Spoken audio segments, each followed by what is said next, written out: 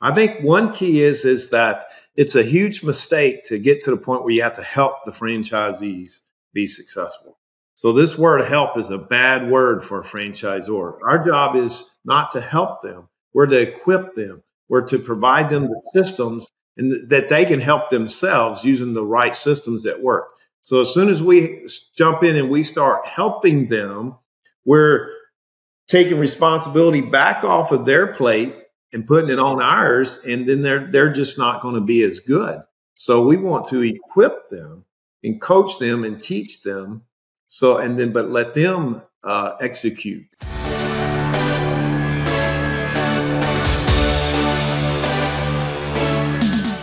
Welcome to the Tell Me More podcast, where we talk about leading, and we've got an awesome guest on today. Todd Hopkins is the founder and CEO of the Strategic Thinking Network, an organization dedicated to teaching business owners and entrepreneurs to think strategically about how to scale their business and impact in a way that's grounded in biblical principles.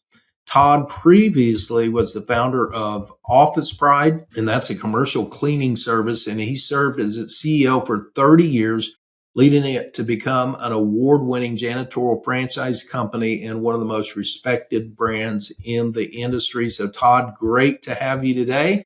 And why don't we just start out talking a little bit about how you got started, man? Because right out of grad school or business school, something, you got started in Office Pride, and unlike the new generation that changes job every 6 months, you stayed for over 30 years and built that business. Tell us a little bit about that.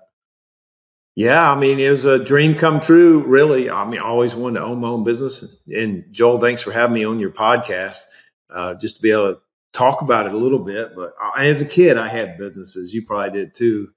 Sold bubble gum on the black market at the public elementary school in the second grade, and the markups were good because gum wasn't allowed, and people would pay a good margin for that. But it was like that just throughout my childhood. But in college, ultimately created a business plan as a college research paper on how to franchise in the janitorial industry, and then that became Office Pride. God really blessed it. We gave us a lot of wonderful people, a lot of wonderful franchisees over the years, and 30 years involved in helping people, as you know, who come into a franchise system with dreams and goals, and to be able to provide them with a brand and a system to help them accomplish that and pursue their potential was awesome. So I loved every minute of it, and that was Office Pride. And yeah, so thank you for having me. But it all started as a college research paper. That's funny. You took the college research paper and actually lived it. That I don't think I've ever heard of anybody doing that before. Yeah, well, I got the idea from a pretty famous one, but I had the business idea, and then I found this independent research project where you could get 3 class credits. And so I submitted my idea to franchise in the janitorial industry. And then I was able to go around and interview people from all around the Midwest who had cleaning companies. And I would ask them questions. If you could start the perfect one, knowing what you know now, how would you do it? And end up creating the paper.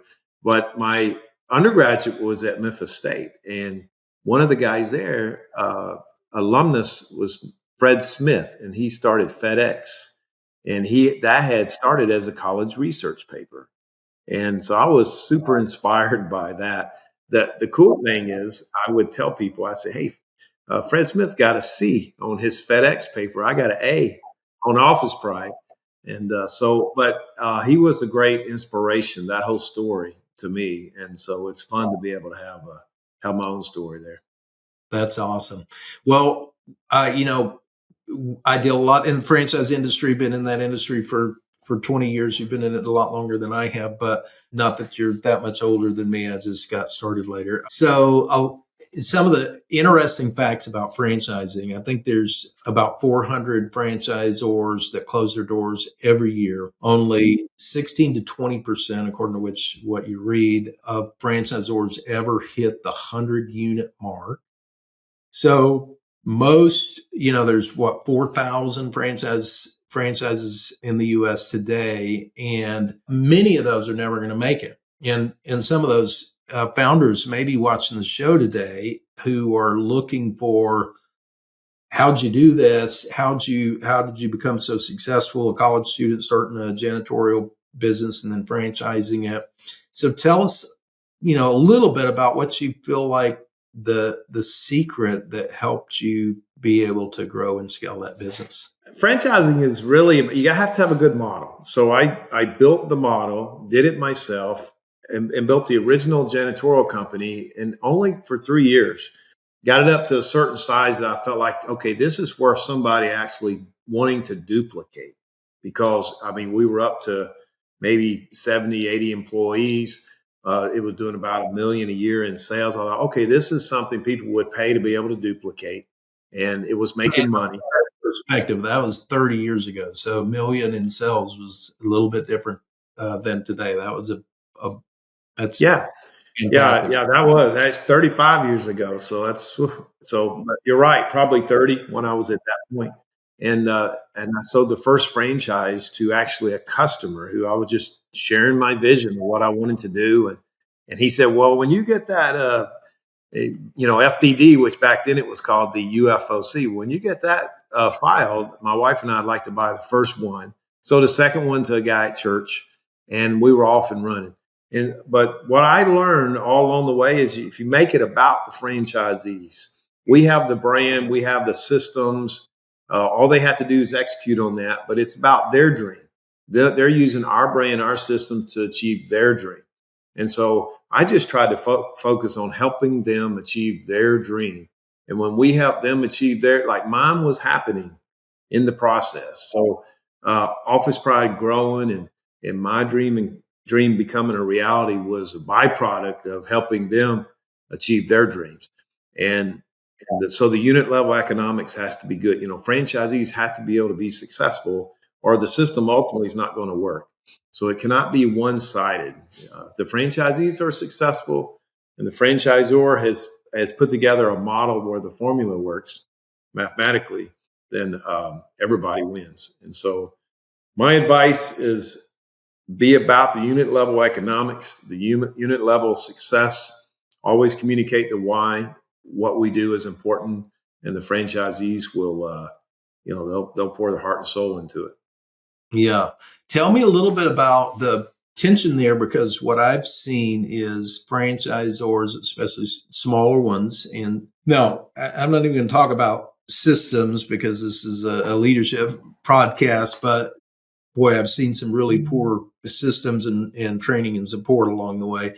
But talking about what you're talking about, it seems like it goes one of two ways. You have a franchisor that's so concerned about his unit economics that they never can get past five, 5 units or 10 because they're so involved in making sure that everybody's growing, that all their time is spent basically helping these guys run their operations. And then the flip side, you got these guys that nowadays you hire a broker company and blow it up and you're selling franchises like mad. And now you don't have the support. You don't have the franchise unit economics. You didn't scale properly. So you didn't build systems and your organization strong enough to support those franchisees. And you've got a big mess and people are unhappy. And of course, when that happens, you ultimately can only sell new units when you have happy franchise owners, right? When your system's successful. Ultimately, when they go to make that validation call and somebody's on there going, I'm whatever. And this happens at Mr. Electric. I had several prospects that just opened the FDD and just started calling 50 of my owners. And the great thing about that was they would always come back and say, yeah, you had a couple of guys that were a little bit negative, but man, overall, everybody loves his system, loves corporate. And that's why we were able to grow like mad. So tell me what your thoughts were on how you balance, hey, I'm really concerned about my franchisees and helping them reach their dreams, and the understanding that I need to grow and I need to set them up to run their own business. I can't run it for them. And some people just aren't going to do good. It's just, First of all, a good leader should be able to do both. So you're thinking about the whole franchisee side, but you're also thinking about the franchisor side. So you always want both advancing well together. I think one key is that it's a huge mistake to get to the point where you have to help the franchisees be successful. So this word help is a bad word for a franchisor. Our job is not to help them. We're to equip them. We're to provide them the systems and that they can help themselves using the right systems that work. So as soon as we jump in and we start helping them, we're taking responsibility back off of their plate and putting it on ours, and then they're just not going to be as good. So we want to equip them and coach them and teach them.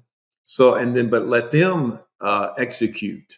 That's the whole model. Is that we have a model, they execute it extremely well. They own their franchise. So I tried not. Here's an interesting word. I tried not to use the word support. I just felt like it psychologically, we didn't help or support. We equipped and we taught and we provided a system. And the psychology of that is different. It really is. I mean, I know support is a big, people have support departments, but I tried to avoid those words because I think words matter. And I wanted to equip. My job was to equip and equip them well and to over I like that communicate, word. over train. Yeah. I love that word equip because what we run into the issue is when the franchisee feels so much like corporate is responsible for their success, that's when you have a disaster. People are not taking responsibility for their business, and then the finger pointing starts, right? It's like having a too big of like a national accounts program where your developers bring people in saying, we're going to get you work because we have all these national accounts. I've been there and done that. And then the franchisees start complaining, you're not sending me any calls. You're not, right. Because their expectation was that they're just going to open this franchise. We're going to send them all the stuff and everything's going to magically work. And I love that word equip because it says, this is yours. That's great. Yeah, and they usually come into it with that expectation. They're buying a brand, a system, and the right to use a brand to grow their business.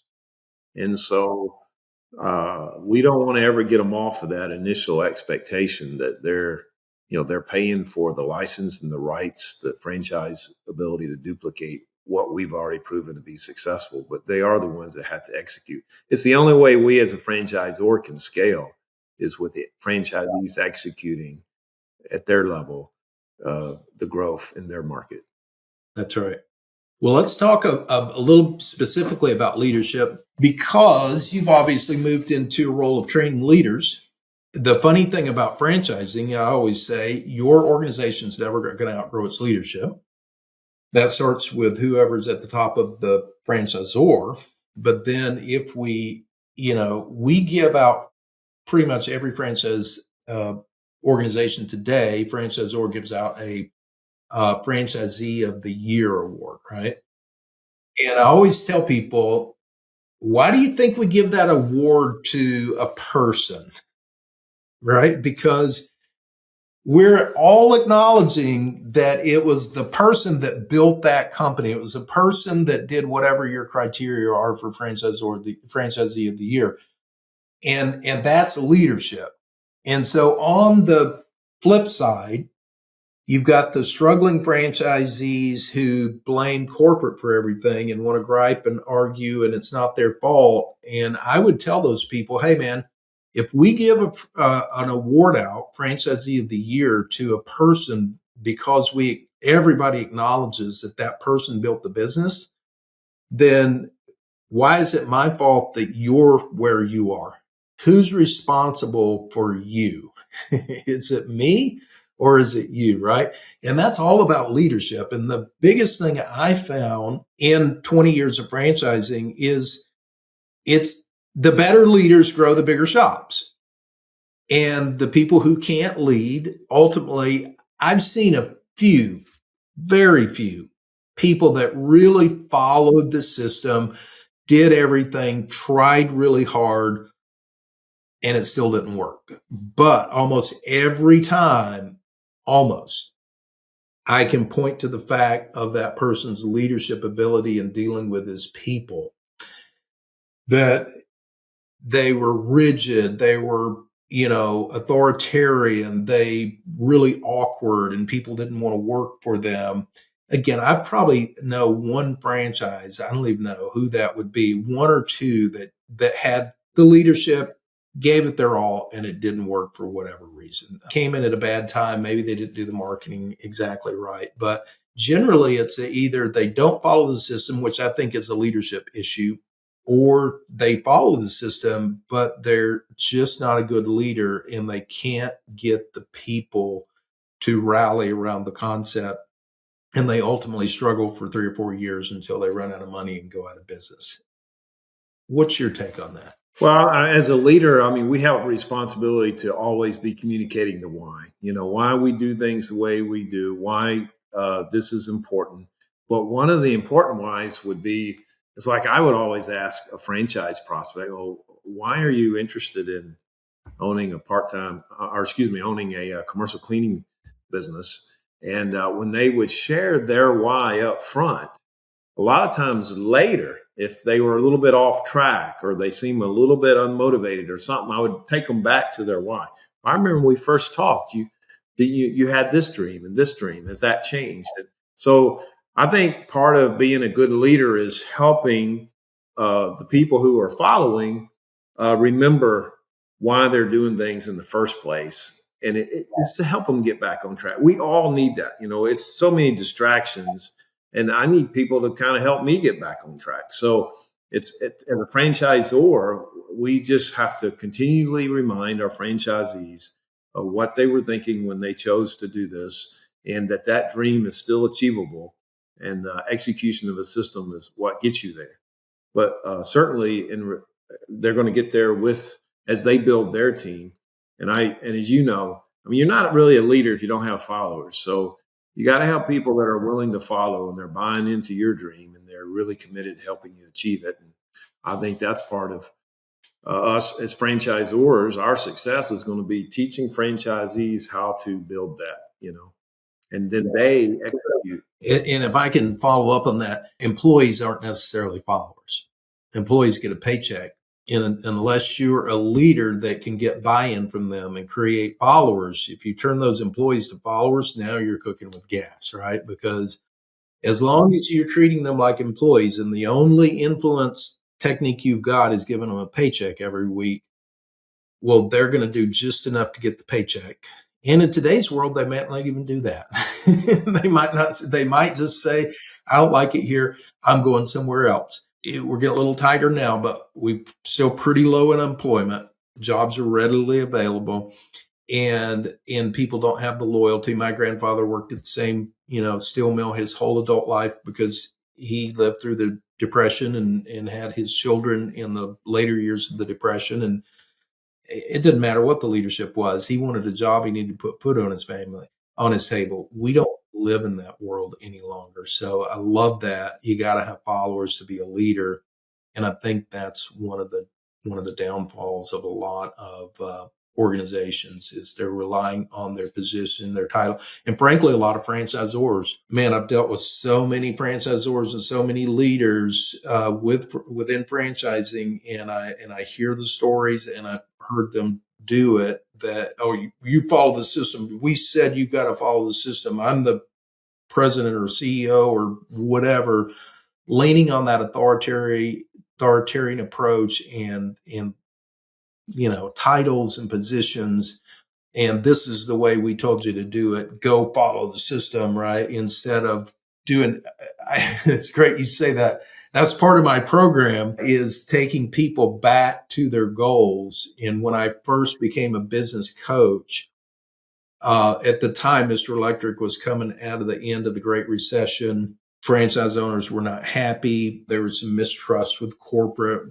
There'd been some turnover. It didn't have anything to do with leadership. It had everything to do with just coincidence. People, team members retired and moved, and all sorts of things were happening. But they were down on the, and I would just say, hey, you know what? I just started today. I hear you, and I'm sorry you feel that way, but could we just go back a little bit further, and could you just tell me why you came on board this franchise to begin with? And the change is so immediate, right? They begin dreaming again. They begin getting that vision again, getting that inspiration again. And then my next sentence, of course, I'd ask a lot of questions. And then finally, I would say, hey, could you give me a chance in helping you see this dream become a reality? Because again, I just started today, and I don't care. I don't know what your coaches did in the past. I don't know what the organization did, but you're dealing with me, and what I'm going to do from here on out is help you achieve that dream. Would you give me a chance? And it started us off in the right direction. So I love that. Now you're doing leadership now, and I just want to give a little history here of Todd and I, because I met Todd a few years ago, and I won't go into the circumstances and details of that, but we met, and it was immediately apparent that Todd was a Christian, and that he really saw Office Pride as a Christian organization. That yes, they do, cleaning and maintenance, etc., for office buildings, but he was very open about his Christian faith. And I think that's wonderful. I'm a Christian. I share that. And so I just want to say, Todd, I just believe the Lord brought you into my life, and you've been a blessing to me, just your confidence and boldness as a believer. And I appreciate that, because I need that. And so thank you for that. Tell us a little bit about the leadership development. And I know you're developing leaders, but it's also from a Christian perspective. Tell us a little bit more about what this new company and platform, what you're doing there. Yeah, I appreciate that. Well, feelings mutual. I would say this is Strategic Thinking Network, and this is interactive quarterly workshop program in person. So what we do is we bring together 24 high achieving CEOs, business owners, entrepreneurs who really want to scale their business and their kingdom impact. And we help them think strategically on how to do that. So it's an interactive workshop. So we have teachings, there's tools, and then there's interaction between the members in the class. It's a 2-year program. So they meet once a quarter for 1 day in person for 2 years. And it's been amazing to see what God's done. The first class kind of trusted me because I was texting people, hey, I'm putting together a group of 24 people. We're going to do this. Are you interested? And we ended up with 24. And then they wanted to go a second year.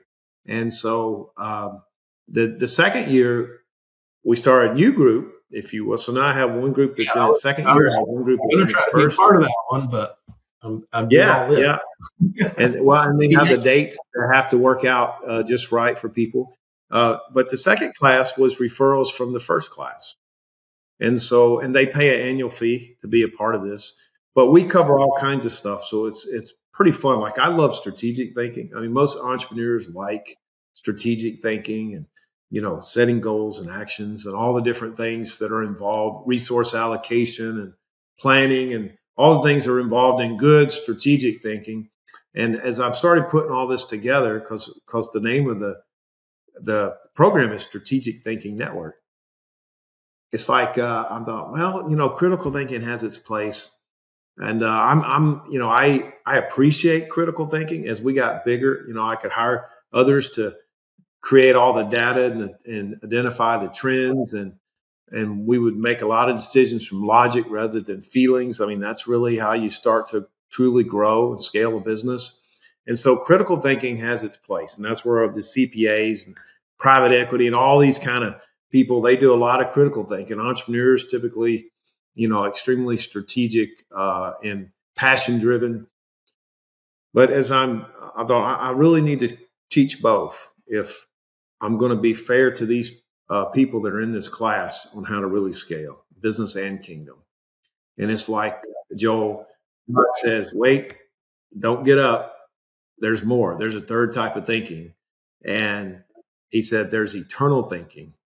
And I realized that, as much as strategic thinking and critical thinking, when you can be good at both of those, you can really achieve next level results. But when you throw in eternal thinking, that's when we start asking questions that are beyond goals and actions and logic and facts. But it's, what is God's will for me? How do I pursue the potential that God has for me? What did He have in mind when He actually created me? In other words, I actually believe like God had a plan first, and then He go, I'm going to create Todd to create. I'm going to knit Joel together in his mother's womb because I have a plan for Joel, and I'm making him special to be able to accomplish that. And I found that when my prayer life started changing, because I was praying that I would be able to do immeasurably more. Right? Paul writes about we can do more, immeasurably more than we can either think or imagine, according to His power that's at work within us. I was praying for that. Unlimited.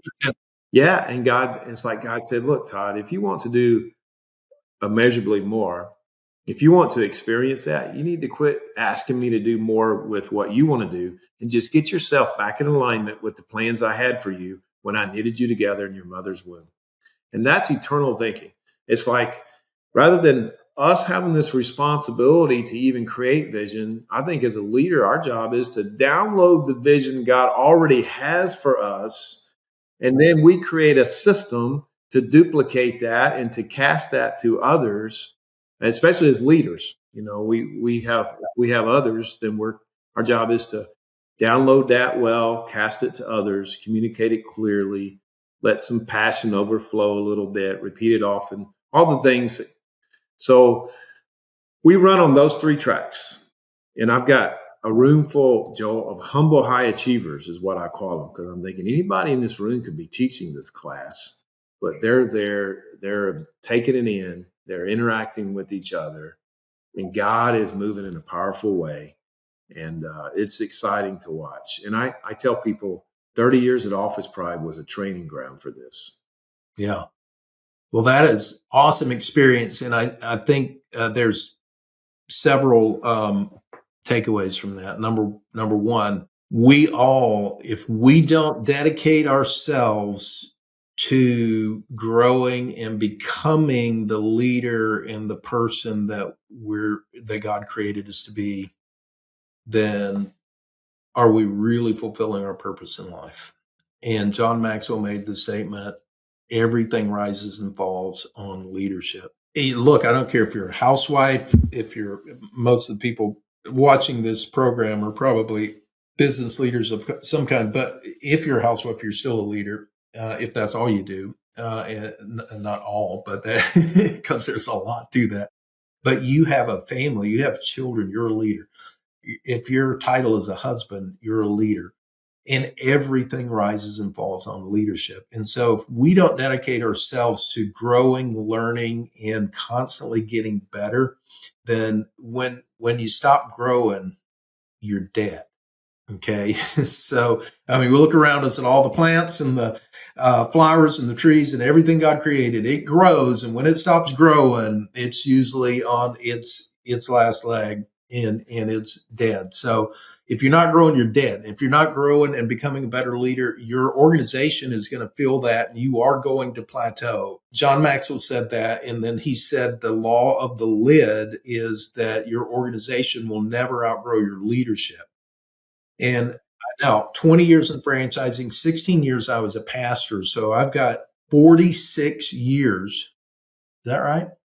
No, 36 years. I was like, I'm not that old. I started to yourself, man. I was 10. Yeah. I've got 36 years of observations here. And I can tell you that it is true. And I've seen good organizations that were growing, and a new leader come in and realize that, man, that is a poor leader. And, wondering when the effects of that poor leadership are going to happen. And the business keeps growing for several years. And I'm like, wow, is the law of the lid wrong? Nope. You just got to give it more time, right? Because ultimately a leader is going to bring that organization down. You're a 6 leader and you go to become the leader of a 8, 9 organization, it ain't going to stay 8 and 9 long unless you become an 8 and 9. You're ultimately going to bring it down to a 6 or 7 wherever you are. Now, it may take time. The organization may continue to grow, but I've seen this in churches. I've seen this in businesses. I've seen it in so many organizations that ultimately leadership is everything. Everything rises and falls on leadership. But you talked about the one that I lean on is I can do all things through Christ who strengthens me. And I won't get into the story I will get into the story. When I was a little boy, I was playing baseball and she said, "You going to hit a home run tonight?" And I was like, "Well, I don't know. Brent Suggs." We'll have to tag Brent Suggs in here. "Brent Suggs is pitching tonight, Mama." And she's like, "Who's Brent Suggs?" And I said, "Well, Brent, man, he throws hard." Now, Brent was like one of those kids that's shaving like at 8 years old, right? He was he was a head taller than everybody. He had a mean fastball, and my mom said, "Boy, Brent Suggs ain't nothing to you." And she said, "Let me get a pen." And she wrote on my hand, "I can do all things through Christ who strengthens me." She said, "You can hit a home run on Brent Suggs just like you can hit a home run on anybody else because you can do all things through Christ." So I sat in the dugout. The other kids would make fun. "What are you looking at on your hand?" "Something my mama wrote for me." "Ooh, your mama wrote something on your hand. What's it say?" And I said, "It says I can do all things through Christ who strengthens me." "Oh," anyway. But boy, that changed my life because when I got in the box, now the only thing I remember about that night was looking before I stepped into the batter's box. I can do all things through Christ who strengthens me, and going, "Man, I'm going to knock the snot out of this ball." The only thing I remember is Brent hit me in the thigh, and boy, did it hurt. So I did get on first base, but I use that in one of my themes that I talk about is unlimited potential.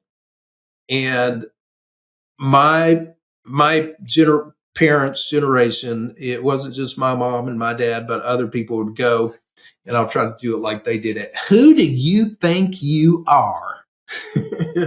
You're getting too big for your britches, boy." And then sometimes they would use the word, I don't want you to get your hopes up." Well, let me just say here, who you think you are is one of the biggest questions you will ever answer in your life. Because, and I've written mine out, I believe that I was created for God, by God, just like you said. I believe I'm one of a kind. I am special. I'm not better than everybody, but I'm me. I'm uniquely me, and I've been given a purpose and the ability, the unlimited potential, and I can get my hopes up because God created me. And if I believe, I can achieve whatever He set me out to do. But it doesn't mean it's not going to be easy, that it's going to be easy. It's going to be hard work. And our duty is to keep building ourselves. And in this situation, leadership to me is if you're not constantly working on understanding how to be a better leader, then you're becoming a worse one, probably. I appreciate that, Todd. Hopefully I'm going to be able to take your course here in the next year or two and jump in there because listen, guys, I've been studying leadership when I was 26 years old. I was called to pastor a church in northern Michigan. It was one of the poorest counties in America. Crime rate right equal with Detroit. And if you know Detroit, they've got a not so good crime rate. I called the police for, my neighbors. One of them had a big butcher knife and the other one had a broomstick. So I thought the guy with the broomstick probably needed me to call the police to save him from the butcher knife. Somebody got murdered 2 houses down, end of the street. The store got robbed. That's the kind of town I lived in. Anyway, 26 years old, I was supposed to start a church there. And I read a book by John Maxwell called Becoming a Person of Influence. And that changed my life. So I've been studying leadership, reading books, going to conferences. Back in the day, used to have the tape cassettes in the car. But I still need to come to Todd's class because I have not arrived yet. And so I encourage you, if you're listening, to get in Todd's program, get in my program, get in some kind of program to start building your leadership skills so you can become the person that God created you to be. And that is unlimited potential, man. The sky's the limit on what we can become when we believe, set our heart to it, and uh, do the hard work that's necessary. I've said a lot, Todd. You want to throw some stuff in there? So I'm just thinking, I mean, our big limit is trusting more in our own abilities than even what God is going to do through us. So if we can just ever get to the point, especially leaders who tend to be leaders are high achievers, leaders are comfortable with control. So where we tend to cut off our potential is when we do hold on to control. Like God wants control. We should, if we yield control to God, that's when we can start to really pursue that potential. But man, it's hard to do. I mean, as like I said, most of us started our own business because we wanted control. We like it and are comfortable with it. But there's a lot to it, and we get into that. It's easier when you've got other people that are walking with you and you're practicing that yielding of control to God, and start to really build confidence in what God is doing as we see Him work. And so there's a lot to it. It's always easier said than done, but uh, love to have you in there. I mean, Yeah, it's I'd love to be. believers like yourself that we're assembling. God's always. I tell people, God filled the class. He provided the content, and I believe the Holy Spirit's teaching it. I mean, I have one guy that helps me, and we just pray God that He would speak through us and teach these classes. And as you know, the teacher is often who learns the most, right? And so it's been a huge blessing. That's right. And I'm going to say this, as you're studying leadership, you're watching this podcast, great step. Teach somebody else. Just take what you know and teach somebody, because Todd just said it. When you're teaching, that's when you really solidify your learning, because now you're having to tell somebody else what you learned. So it takes it to a whole nother level. Well, man, this has been great conversing with you. What's your big takeaway for anybody watching that you want them to know? Oh, well, I would just embrace it, right? I mean, there's ups and downs, but we learn from mistakes. And the nice thing, fun to be a leader. I like being a leader. And but the key is help people. If we help people, they'll seek to help you achieve your dream. So I would embrace leadership and all the things that come with it, and I would focus on being a learner. I mean, I like learning, so I never want to stop learning. I agree with you, Joel, 100%. So but I learn because I like to be able to share it and teach it. So keep learning, embrace the leadership, and have fun. Enjoy the journey along the way. So it's not just about that whole, you see the posters, right? It's not the destination, it's the journey. So let it be the journey. And it's part of our journey. And I encourage you to have fun with it, and do your best and give God the glory. Amen. All right. I'm going to finalize out one statement. I asked Dan Kuno, Professor Dan, my senior year, probably a month before I graduated, Dr. Kuno, what do I do to become successful? And he said, Joel, a leader is a reader and a leader is a learner. He said, so if you will dedicate your life to learning, reading, and growing, you will find success in everything that you do. And so, man, this has been great. Thank you guys for joining us today on Tell Me More podcast. I hope you've gotten some great nuggets out of this, and I look forward to seeing you next time. And you have a great week, and go out and fulfill your unlimited potential.